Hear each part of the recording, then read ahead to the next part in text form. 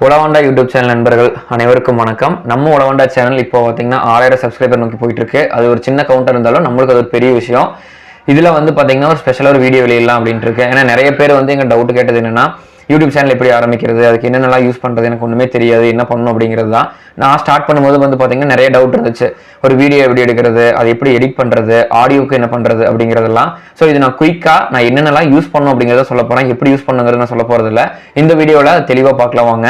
So first விஷயம் அப்படி என்னன்னு பார்த்தீங்கன்னா, யூடியூப் சேனல் ஆரம்பிக்கிறவங்களுக்கு எதுக்காக ஆரம்பிக்கிறாங்கன்னு தெரியணும். நிறைய பேர் வந்து பார்த்தீங்கன்னா நானும் எல்லாரும் மாதிரி சேனல் ஆரம்பிக்கிறேன் அப்படின்னு சொல்லிட்டு ஆரம்பிச்சிடுறாங்க.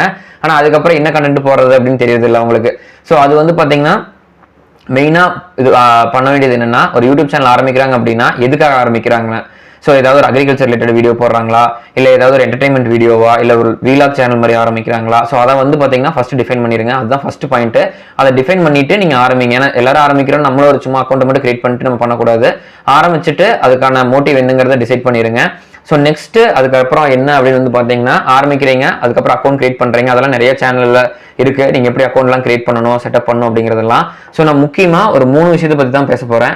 அதாவது வீடியோ, ஆடியோ, அதுக்கப்புறம் அதை எப்படி எடிட் பண்ணுறது, அதுக்கு என்ன சாஃப்ட்வேர் யூஸ் பண்ணுறது, அதெல்லாம் பற்றி தான் பேச போகிறேன். அதை பற்றி ஒவ்வொன்றா ஸ்டெப் பை ஸ்டெப்பாக குயிக்காக பார்த்துடலாம் வாங்க. ஸோ ஃபர்ஸ்ட் ஒன்று உங்களுக்கு மெயினாக தேவைப்படுறது கேமரா. அதாவது வீடியோ எடுக்கிறதுக்கு நீங்கள் வந்து டேரெக்டாக ஃபர்ஸ்ட் கேமராக்கு போகலாம். பட் நான் பிகினருக்கு சஜஸ்ட் பண்ணுறது என்னன்னா, எடுத்தோடனே கேமராக்கு போகவே போகாதீங்க. ஃபர்ஸ்ட் வந்து உங்ககிட்ட இருக்க மொபைலில் ஷூட் பண்ணுங்க. மொபைலில் ஷூட் பண்ணி பழகிட்டு அதுக்கப்புறம் நீங்கள் கேமரா இல்லை ஏதாவது கோப்ரோ அந்த மாதிரி நீங்கள் வாங்குறீங்கன்னா வாங்கலாம். ஸோ ஃபர்ஸ்ட் எடுத்தோடனையும் நான் ரெட்மி நோட் 5 ப்ரோ மேக்ஸ் தான் யூஸ் பண்ணிட்டு இருந்தேன், எம்ஐயோட மொபைல். அதுக்கப்புறம் அதுலேயே ரெட்மி நோட் 10 ப்ரோ மேக்ஸ் வந்தேன். அதுக்கப்புறம் இப்போ வந்து பார்த்தீங்கன்னா OnePlus 11 யூஸ் பண்ணிட்டு இருக்கேன். ஸோ உங்களுக்கு வந்து பார்த்தீங்கன்னா இதுவே போதுமானது பிகினருக்கு. எடுத்தோடனே கேமரா வாங்குற இன்வெஸ்ட் பண்ணுறது தயவு செஞ்சு பண்ணிடாதீங்க. அடுத்ததாக பார்த்தீங்கன்னா நம்மளுக்கு மெயினாக தேவைப்படுற விஷயம் வந்து பார்த்தீங்கன்னா சவுண்டு. அதாவது மைக் வந்து ரொம்ப ரொம்ப முக்கியம். ஸோ இந்த வீடியோ ஆடியோ கிளாரிட்டி ரெண்டுமே இல்லை அப்படின்னா நீங்கள் என்ன தான் நல்ல கண்டென்ட் போட்டாலும் கண்டிப்பாக உங்களுக்கு வியூஸ் போகாது.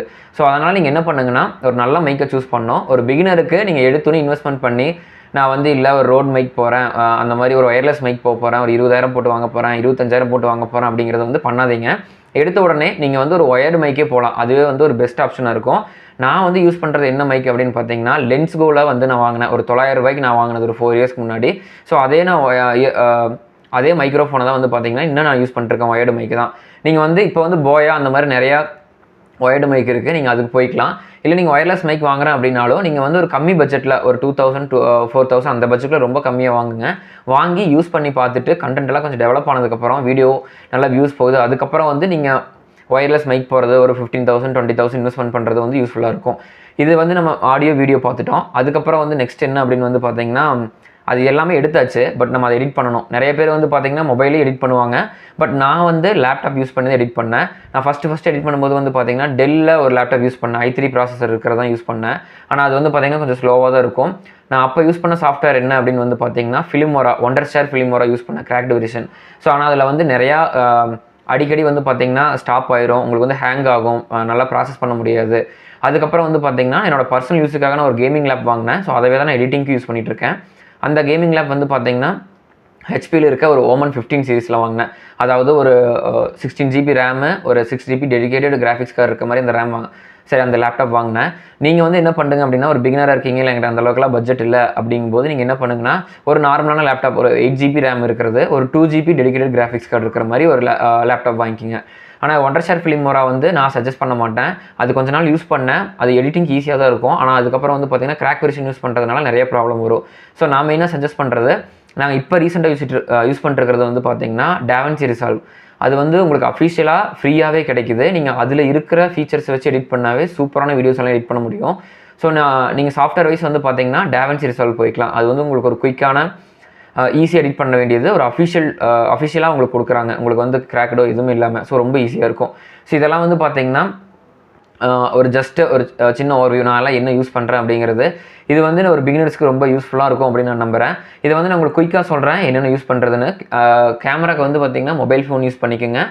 செகண்டு நீங்கள் மைக்ரோஃபோன் வேணும். அதுக்கு மைக்குக்கு வந்து நீங்கள் ஒயர்டு மைக் போய்க்கலாம். அப்படி இல்லைன்னா நீங்கள் ஒரு லோ பட்ஜெட்டில் ஒயர்லெஸ் மைக் லென்ஸ்கோ இல்லைனா போயா அந்த மாதிரி ஒயர்டு மைக் போய்க்குங்க. தேர்டு சாஃப்ட்வேர் வந்து பார்த்தீங்கன்னா நீங்கள் வந்து DaVinci Resolve சிம்பிளாக யூஸ் பண்ணுங்கள். ரொம்ப ரொம்ப ஈஸியாக இருக்கும். அதோட லிங்க்கும் நான் கீழே தரேன். நீங்கள் டேரெக்டாக அங்கே போய் டவுன்லோட் பண்ணிட்டு நீங்கள் யூஸ் பண்ணிக்கலாம்.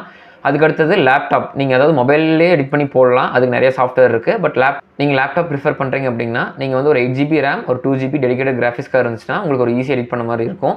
இதெல்லாம் பண்ணிவிட்டு நீங்கள் அப்லோட் பண்ணுற செட்டிங்ஸ் அதுக்கெல்லாம் வந்து பார்த்தீங்கன்னா நிறைய வீடியோஸ் இருக்குது, நீங்கள் இதை யூடியூப்பில் போய் பார்க்கலாம்.